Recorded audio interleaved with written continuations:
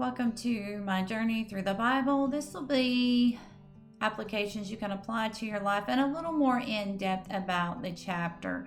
We are in Joshua 23, verses 1 through 16. And Joshua knew the weak spots of Israel. So before he died, he wanted to leave some final words with them.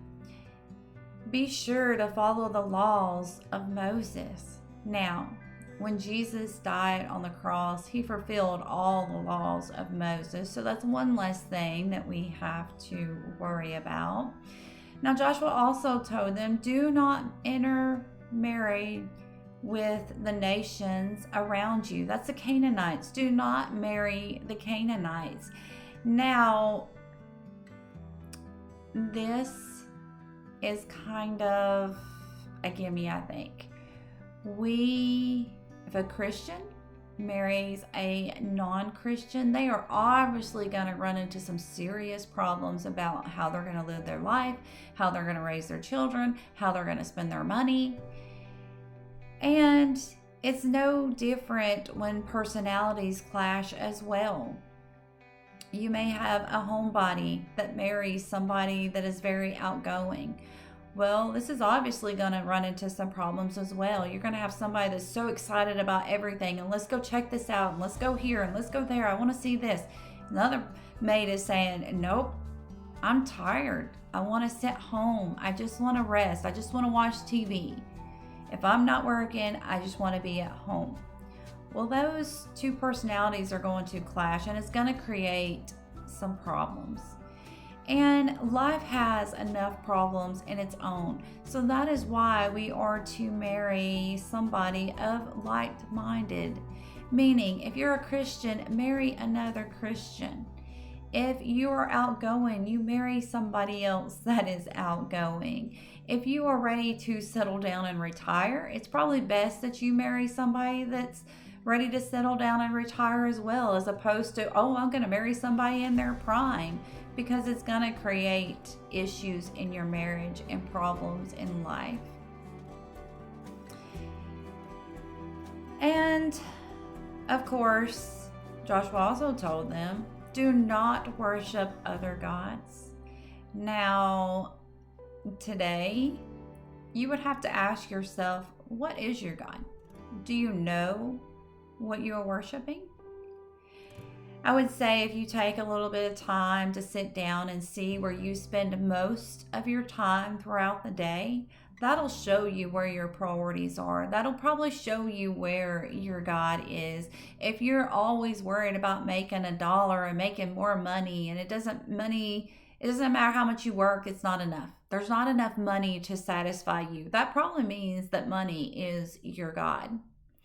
If you spend a lot of time on the internet, on your phone, constantly YouTubing and watching TikToks and seeing this or that, then guess what? Your electronics is probably your God.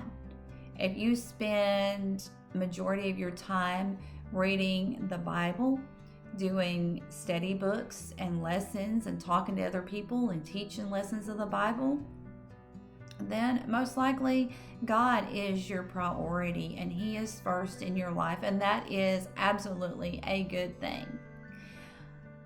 But we need to know what our weaknesses are. We all have weaknesses in our area, in our lives. So we need to figure out, what is our weak spot? How am I going to come up with a good game plan to combat or avoid these weaknesses in my life? How can I turn this weakness into a strength? Now, obviously, if you're an alcoholic, you're going to say, I need to avoid the bars. That's good. And it's easy for us to point out other people's weaknesses, but we can't always see our own weakness. And that's where it comes into play that you ask somebody that you trust, what is my weakness? What are some weak areas of my life that I need to work on? And then listen with an open mind. Don't get critical, but just think about what they're telling you and then pray about it, and then come up with a game plan how you can avoid those weaknesses or how you can strengthen those weaknesses. And of course, God told the Israelites, if you follow my commandments, if you follow my laws, you are going to have blessing. You're going to have goodness that follows you. But when the Israelites rejected God, when they no longer followed the laws, or maybe because they intermarried a Canaanite and the Canaanites brought them into the gods that they worshiped. And this brought a lot of pain and heartache to the Israelites. So when we do things that are not necessarily lined up with God, and He does not immediately punish us, that means God is loving, He is caring, He is patient. But do not take His patience for approval.